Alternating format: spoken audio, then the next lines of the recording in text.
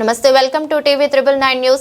Paraquat dichloride గడ్డి మందు నిషేధిస్తూ తీర్మానించడం అభినందనీయమని rural MLA Bhupat Reddy assembly సమావేశాలు కొనసాగుతున్న నేపథ్యంలో సోమవారం జరిగిన సమావేశంలో పారాక్వాట్ డైక్లోరైడ్ గడ్డి మందు నిషేధిస్తూ మంత్రి తుమ్మల నాగేశ్వరరావు అసెంబ్లీలో తీర్మానం ప్రవేశపెట్టడం నిజామాబాద్ రూరల్ నియోజకవర్గం MLA doctor R Bhupat Reddy అభినందనీయమని పేర్కొన్నారు.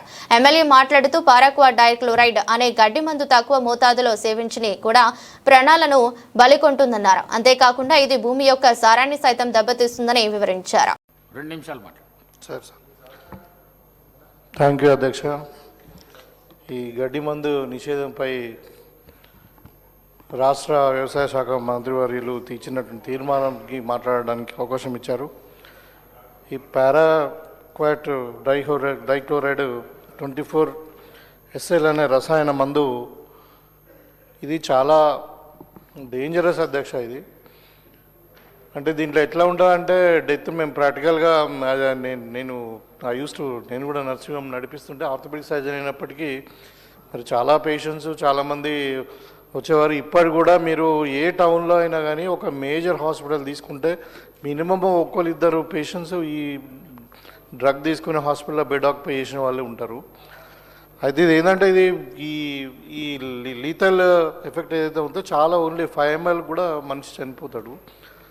సో ఇనీషియల్గా దాని ఎఫెక్ట్ కనబడదు తక్కువ డోస్ ఉన్నప్పుడు. సో బాగానే ఉన్నా కదా అని చెప్పి ఒక్కోసారి చాలామంది కూడా మేము మందు తాగినాము మాకేం కాదు అనే ఉద్దేశంలో నెగ్లెక్ట్ కూడా చేసి ఒక 48 hours తర్వాతనో ఇంకా 72 hours తర్వాతనో మెల్లమెల్లగా దాని సిమ్టమ్స్ స్టార్ట్ అయిన తర్వాత హాస్పిటల్కి పోతే అప్పుడు చేయగలిగింది ఏమి ఉండదు.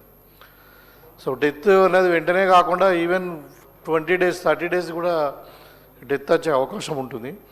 అయితే దీంట్లో ఒక 2-3 అంశాలు ముఖ్యంగా ఇప్పుడు ఈ ప్రాణం పోవడం అనేది గ్యారంటీ దీంట్లో.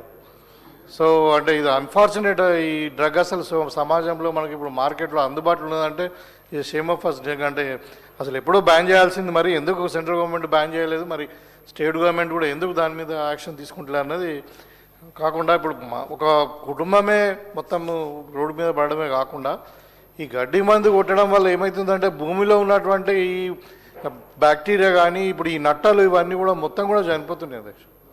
దాంతోనే ఆ భూమి సారవంతం కూడా మొత్తం అంతా డ్యామేజ్ అయిపోతుంది. తర్వాత ఇప్పుడు ఈ పేషెంట్ కూడా ఎవరైతే హాస్పిటల్లో అడ్మిట్ అయిన తర్వాత డాక్టర్లకు తెలుసు అది ఎట్లా రికవరీ కాదు, ఆ పేషెంట్ చనిపోతాడని. కానీ వీళ్ళు ఇప్పుడు అటెండెన్స్ కూడా మనం చెప్తే ఏమంటారంటే వీళ్ళు ట్రీట్మెంట్ లేదు మీరు ఇంటికి తీసుకోమంటే అంటే తీసుకుపోరు వాళ్ళు. ఏదైనా కానీ సార్ ఇక్కడ మీరు ట్రీట్మెంట్ ఇవ్వండి, ఖచ్చితంగా మామూలు బతికించే ప్రయత్నం చేయండి అని ఇక్కడ కాకుండా ఇంకెక్కడైనా పంపించండి, కానీ మేము ఇంటికి తీసుకుపోము మాకు ట్రీట్మెంట్ కావాలని అంటారు. తీరా చూస్తే ఎండ్ ఆఫ్ ద 20 days ఐసీయూలో ఉండి అన్నీ ఉన్న తర్వాత ఇప్పుడు ఇంతకుముందు రామచంద్ర నాయక్ గారు చెప్పినట్టు 20 లక్షలు 30 లక్షలు బిల్ అవుతుంది.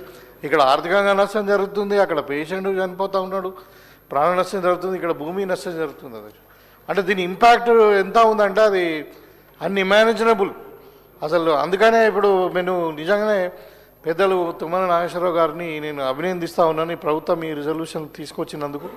ఇవాళ 100% దీన్ని ఎట్టి పరిస్థితుల్లో ఏ చట్టం తెస్తారో కానీ దీన్ని బ్యాన్ చేయాల్సిన అవసరం 100% ఉంది అధ్యక్ష.